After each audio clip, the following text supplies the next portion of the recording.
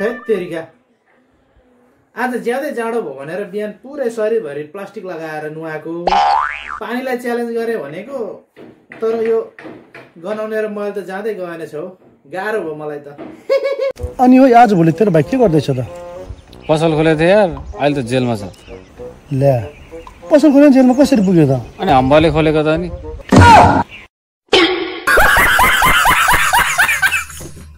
हैन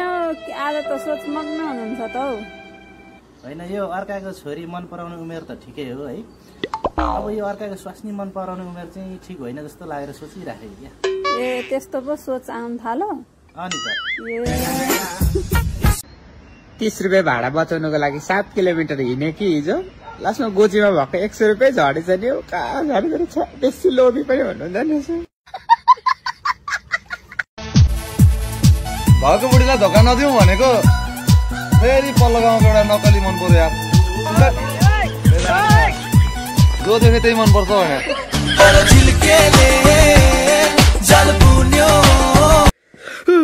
Cola Cola Cola Cola Cola यो बिहानैदेखि दिउँसो साँझ जतिखेर पनि जाडो खानु चाहिँ राम्रो होइन रहेछ है साथीहरू बाटो माथि पनि मेरो बाटो मुनि पनि मेरो अगाडि पछाडि सबैसम्म देखिने भिरको टुप्पोबाट गर्लममा झन्नै खसेको धन्न बच्चाले यहाँ सिराइन तान्देर बिउजे हो आउने हजुर साँच्चै एकदम मलाई एक प्याकेट भोलाएर एक पोका तेल दिन्न ए भोला तेल त्यो त बढेको छ नि आहा झन् राम्रो भयो त्यसो ल किन खुसी हुनुभएको अनि बढ्यो भनेपछि खुसी हुनु परेन कत्रो यत्रो भइसक्यो ल त्यो बढेको भनेको होइन क्या त भाउ बढेको भनेको मारिहाले नि कति भाउ बढेर मरेको होइन अस्ति खसीको मासु कुखुराको मासु पुरा गाउँभरि मग बनाउने आज त खोइ त छैन त आज त गुन्द्रुक र सिङ्की पो डढाएछ त हेत्तेरी कस्तो नमिठो पिरो तितो आयो गन्ध ए कसले डढाएको होइन मेरो मन त मैनबत्तीले बनेको छ क्या हो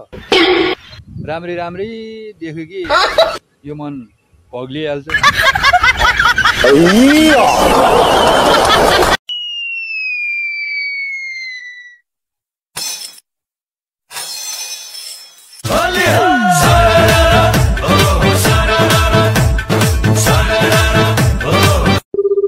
हेलो